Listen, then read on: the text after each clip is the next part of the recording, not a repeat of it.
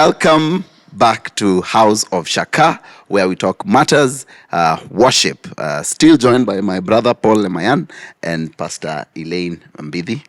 Glad to have you back again. Asante. Yes. So today we are still on the series of skill, and we are getting deep into understanding musical skills, how we develop our musical skills. We want to be practical for someone out there who wishes to, to get deeper. Tumongia kuhusu excellence, and someone is like, okay, so what do you mean by excellence? And I've understood. I've understood that I don't need to have pride. I've understood that I need to be intentional and committed. But what are the practical things that you are doing or that you have done that has allowed you to grow from one level to another? It's also important to put a disclaimer that you might give your own practical ways, but that does not mean that it is the gospel truth for everyone. So that we don't feel the need of saying, how Pastor Elaine practices. I think if I do that 5 times in a week, I will be good. Will be good to go. It is just for us to understand the importance of practice. And there are different ways to do it, but we would like for you to get to have a platform where you are able to start from somewhere, sort of a foundation where you're able to start. So I will start with you, Pastor Elaine. What are the practical things that you've been doing for you to grow your musical skills? All right. Let me begin with the mindset, and I'll explain it. So the first thing is to know that I don't know everything. Come on. And so if I position myself that way, then for me, it only makes sense to get people who know more than I do. And that has worked for me because that is how my journey has been. There have always been people who I can learn from. And secondly, who can give me feedback. So practically, that means I need to have someone working with me, whether it is a coach. So certain seasons of my life, I have gone for classes. Other seasons, I've just gone online and I've looked at someone and I've seen, okay, they know what they are doing and what they are showing, demonstrating to me, whether it is vocal exercises, it seems to make sense to me. And so that has depended on the season of life. So once I've found people who know better than I do, then now it is committing to the process. So whether it is practicing and just doing a few exercises, maybe if it's a 10-minute exercise, 10-minute exercise, I would say maybe I can't say I've done it daily, up where I would be lying. But I think every couple of days, maybe just doing those exercises. And also familiarizing myself with new songs. Just getting to know what is out there. The other thing that I do on Sundays or Mondays, I intentionally watch worship sets for different churches. Okay. So I will know what is happening in a number of churches, in a number of counties, and a number of countries. Okay. So even as you work on your skill, we know that we have seasons in life where things get hectic. Like you mentioned, you're a wife, you're a pastor. How do you strike that balance? The thing is this, you don't need a lot of time. The thing is consistency, finding a rhythm and how to slot these things in your day, because 10 minutes is better than nothing. 5 minutes is better than nothing. So the thing is to remember it so that it can flow with something else that you could be doing. If it's exercises, you can do it as you do your work in the house. I mean, I don't know how well it works in the shower because the acoustics deceive us. Hapo unadhani uko sawa. I know he says I do lakini hapo I'm not sure. There's a lot of support. People can say whether it works for them or not, but that's a very deceptive space. Okay. Thank you for being honest about that. For someone who thinks when they sing in the shower they are good, please, there's a disclaimer. Try singing out of the shower, then you can compare.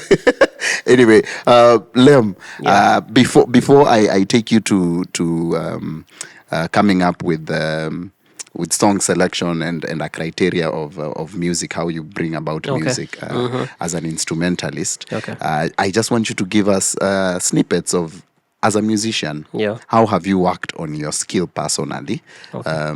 Practically, what do you do for you to grow your skill? Thanks for that question, Kevin. One of the things I personally do is to realize that practice does not make perfect, but it makes permanent. Come on. Hashtag. And one of the things you do is, what that means is whatever you do, you become. Over and over again. So what happens is, I like the way Pastor Elaine said, creating a routine. So I have my routines that I have created. In fact, they say if you want to be perfect in something, which we gave a disclaimer in the previous episode, you may want to check, is you can't particularly be perfect. If you really have to be perfect, you have to do the same thing for 10,000 hours, as they say, which is nearly impossible. Not practical. Almost impractical. But you can do something towards excellence. Yes.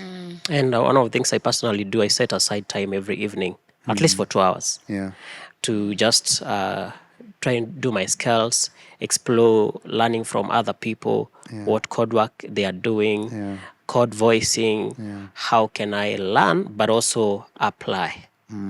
So I set aside time. I feel like nowadays I'm not very consistent as I used to be, because I used to do it every day for 2 hours. Every day for 2 hours. Right now I have competing priorities, guys. Yes. Seasons of life. There are homeworks to be done, you know. CBC, you're all part of the homework. You know, I'm part of the homework. So for now, my time has been eaten up by other things which are very important as well. But all the same, I'm creating time for the same, for my own personal growth. And I also give myself a bit of a growth chart. So how do I want to sound come next year at the same time? Do I want to sound the same? Do I want to sound better? So I give myself a bit of growth chart. And when I do that, I also look for opportunities to challenge myself. Both internally for the songs that we are doing on Sunday, but also think outside. One of the things I've learned is to think outside the box, if I may use that word, to think beyond what you're given. Go beyond, over and above. So I usually say, don't come prepared. Come over prepared. All right. No pressure, guys. No pressure. Hata mimi niko na nyinyi hapo, just listening to to these brilliant minds here. No pressure. But I agree. It is important to come over prepared so that at least we are all somewhere. Now, in terms of song arrangement, so I've worked with you before in the church that you serve, and I've seen the impact that you've had with worship leaders when it even comes to coming up with arrangement of songs. Maybe the worship leader comes up with a list, and then when you're getting it, there's a way in which you'd arrange it. Maybe change the song, change from the positioning of a song. Maybe kuje ikuwe call to worship, and this other one in the fast set, slow set, and all that. How do you get to that point when it comes to song arrangement? Thanks for that question, and I've been privileged to work with you. Thanks, and also Elaine. It's a blessing. One of the things I look out for is whenever we are doing church ministry, and as most of the time will be on Sundays, if I may give that example, you have to look at the story. What is the story of the songs? Where is the story beginning? And where is the story ending? Remember, songs are tools to express worship. Some people have given examples of starting from the outer court, inner court, into the innermost court. So definitely that's the story. Are we building worship so that we can land it where people are having communion with God? That's where technically that informs my way of looking at songs. And when that's the understanding, you look at things that are likely to be distractors. One of the things that are likely to be distractors are transitions. Very good point. Transitions are, the way people who start a song, tumemaliza song one. Now let's go to, now we are going to the second song. Guys, praise the Lord. we are going to the second song. I'm like, wow. So, I think transition. that is let me just Yeah. Please, by all sorry means. to interject, but I think that is also based on how the worship leader stewards that moment. Yeah. So they can be Yeah. a distraction, Yeah. but they can also be what helps you flow Yeah. Yeah. It's an what you're doing opportunity. next. Yes. Yeah. But now Yeah. you can't have all at every song. Yes. Yeah. They're healthy distractions. Definitely, Yes. definitely. They're healthy Yes. transitions, Yes. very healthy, Yes. because there's a most moment of interaction with Yeah. the congregation, but you can't make it a deal every time you're informing people. Now you're going to song 3, you're going to song 4. Introduce every Yeah. song. That one is a distraction of Yeah. worship. Yeah. But they're healthy transitions. Those Yes. are healthy Yes. transitions. Yes. Also gives people a moment to adjust, and maybe you're going to a dance moment. Yeah. You never know. Yeah. However, another thing, sorry, to add will be think about your congregation. What audience are you ministering to? I could be the same set list I'm doing for my church may not necessarily be the same that I will do in another church because of the context. So think of the context. So one of the things I like doing is work closely with the leadership of the place, Okay. so that you can customize your song list to fit the congregation, so that they can receive your ministry. Okay. Otherwise, your Yeah. ministry might be hindered. You might be very gifted, but your ministry might be hindered because you did not understand the congregation Yeah. and how they will receive your ministry. Yeah. So the songs are very important. Also, sometime also, if possible, understand the culture of the Yeah. place. Yeah. There are congregations that are very receptive to good music. Yes. So if you bring music that is not charged and they may not necessarily appreciate it, you may want to what? Recalibrate. My cousins visit. Recalibrate. Recalibrate your list in a way that it will be vibrant. I would say a vibrant list is important. Remember, these are tools. Tools are supposed to bring people together. Enhancements. They Yeah. just enhance. I love it. They don't help people worship. They I love enhance. it. People are ready to worship God and Yeah. express. So Yeah. make it easy for them to do that. So I love transitions, and one of the things I love about transitions is, I don't know, but personally I love meddling. So meddling the songs, if there's such a word, Okay. to Yeah. put them in a way that they can interconnect Yeah. Yeah. easily and in a journey, so that there is a story you are telling, Yeah. and people are able to connect Yeah. in that story. Yeah. It's a journey. You're starting with them, you're landing them, Yeah. landing together with them. With them, So yeah. a worship leader, if a worship leader understands that journey, then worship expression is easy. Yeah. And there's going to be an experience, I believe, after that. I love the fact that you've explained the reason for transitions, and the fact that you've interjected for the worship leader, because I am talking to you, worship leader, and you, instrumentalist. Sometimes it feels like when you speak in between a song as a worship leader, you're just doing it as a filler. Or as an instrumentalist, you're playing something, you're just doing it as a filler. It is important for you to understand the purpose of what you're doing, so that it doesn't look like, let's buy time, or let's do.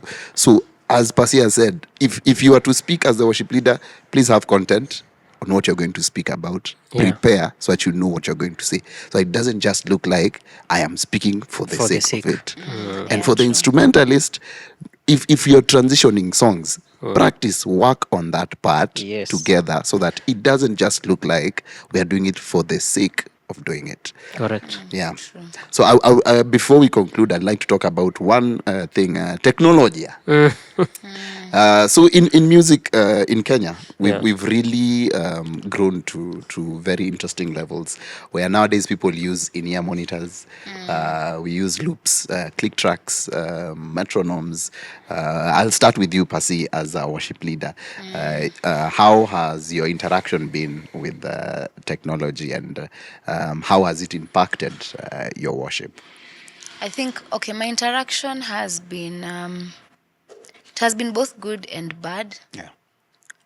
In the sense that it's been very good in the sense that it serves its purpose. It enhances, Yeah. whether it's the in-ear monitors, whether it is the loops, whatever it is, technology is even our phones. Yes. We've gotten so used to them, we've forgotten that people used to carry papers.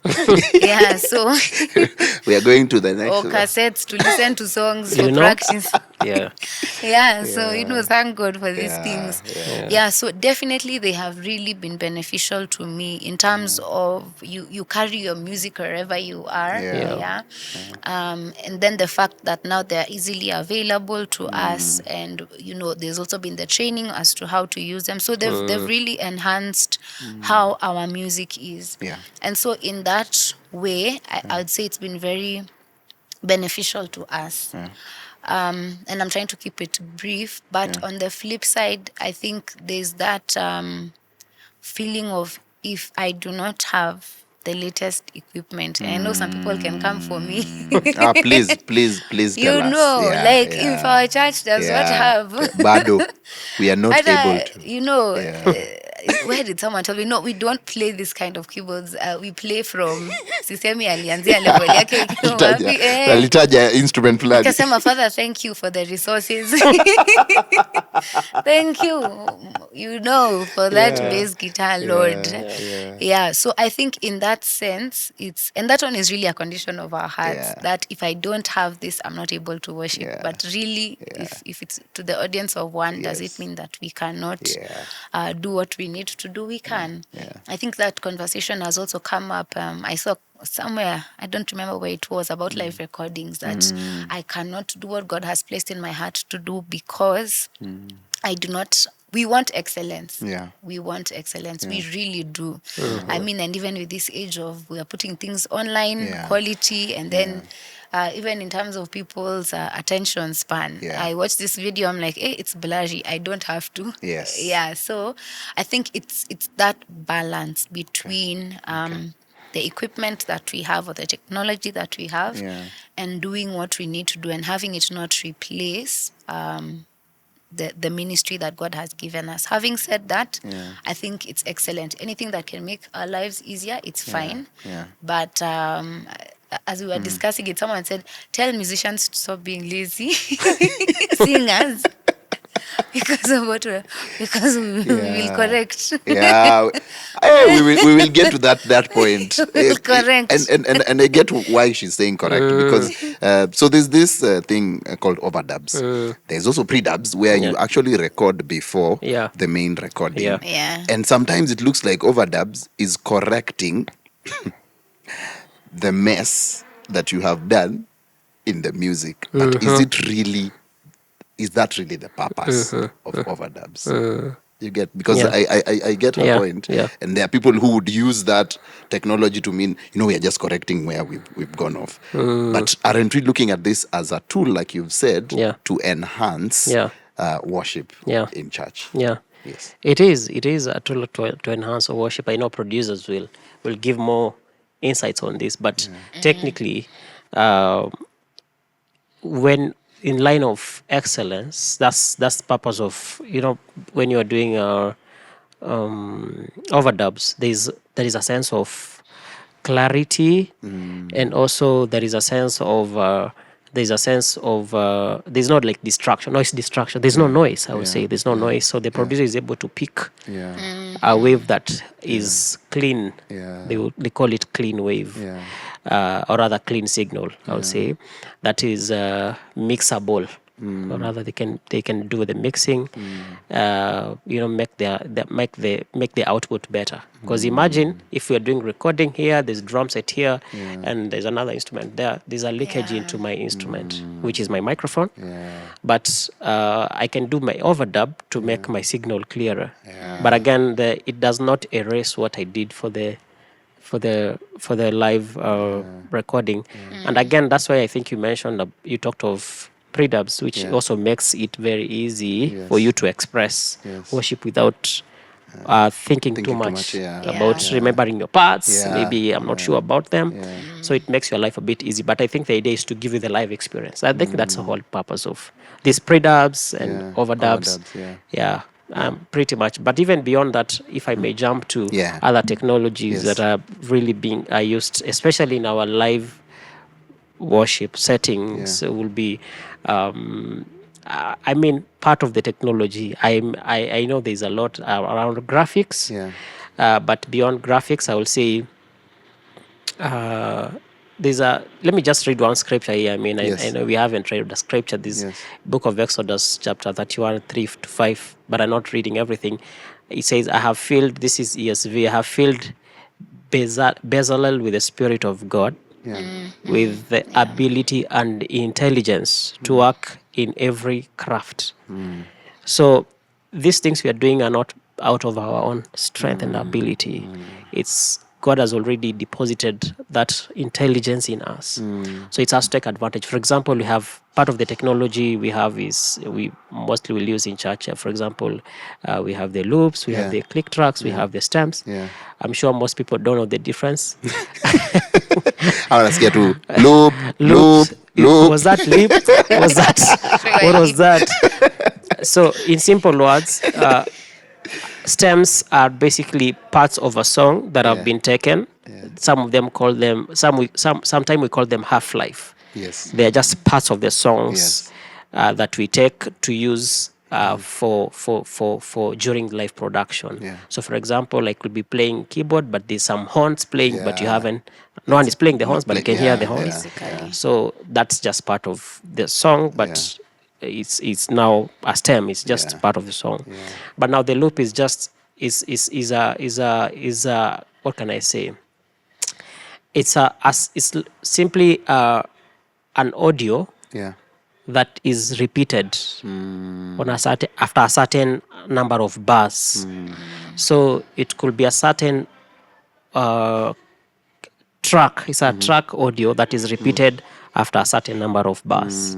So depending on the time signature of the song, so they put a certain they put it on a certain bar and then it is repeated.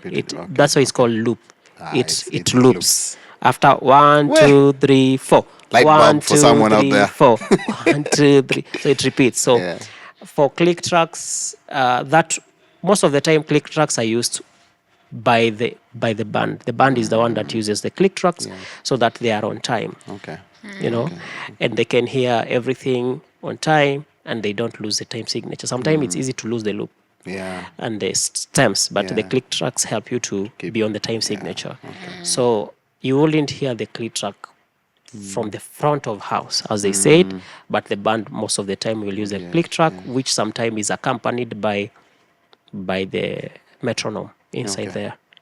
Tick, tack, tack, tack. That's the metronome. So which accompanies the click track. So pretty much those have really enhanced worship in terms of they help people to not sing beyond the tempo of the song, they just consistently sing in the tempo of the song, but also will give a caution to say, let there not be an over-reliance, especially to stems, because some musicians are beginning to be lazy, so they will just use the stems and will sound amazing, guys, but in the reality, stem imefanya 80%. Stems did the 80%, you did the 20%, and maybe there's, I know I could be jumping the gun. The whole point is when we are working with the loops and the tracks and all these things, there's also a need to create spontaneity, which probably is something that's to important. it's important in worship.